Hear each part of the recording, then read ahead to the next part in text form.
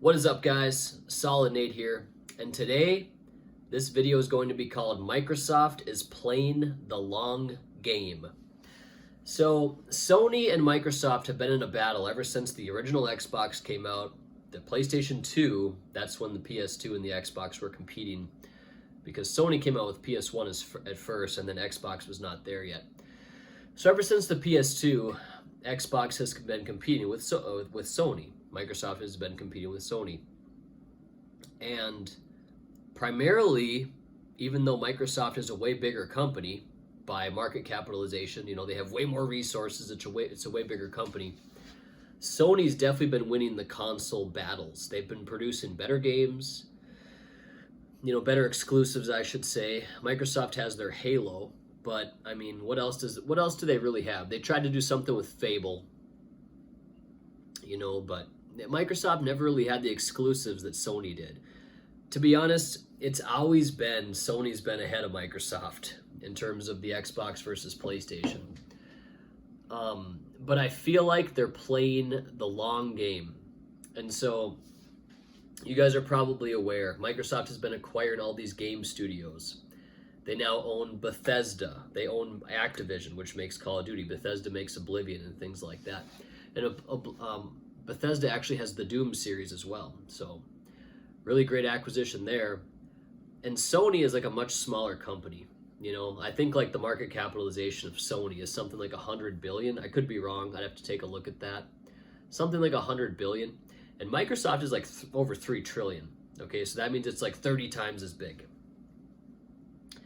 But the quality of life things that Microsoft has compared to Sony is immense, I think. They have free cloud storage. It's so easy to take your stuff from like the 360 era all the way till the Xbox Series S or X era. Whereas Sony, there's no support for PS3 stuff. If you bought something on the PS3 network, you can't play that on PS4. I remember I bought this game called Shadow Tower on the PlayStation 3.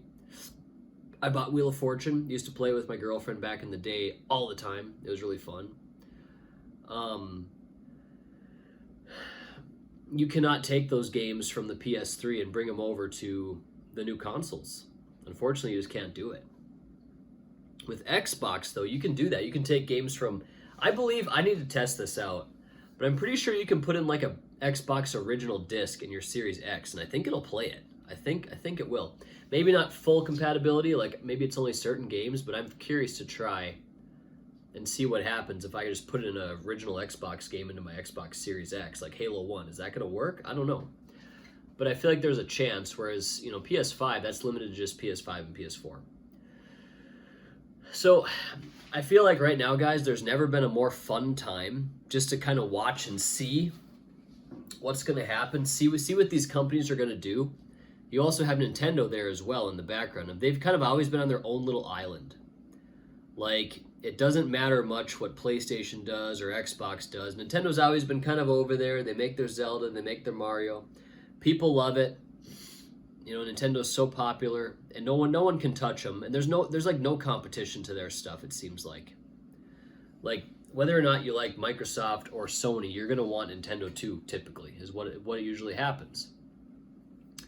I thought I was gonna skip the Switch, and they just kept making so many titles where it's like, okay, I have to go buy a Switch, So all those Fire Emblem games, like 2 Fire Emblem games.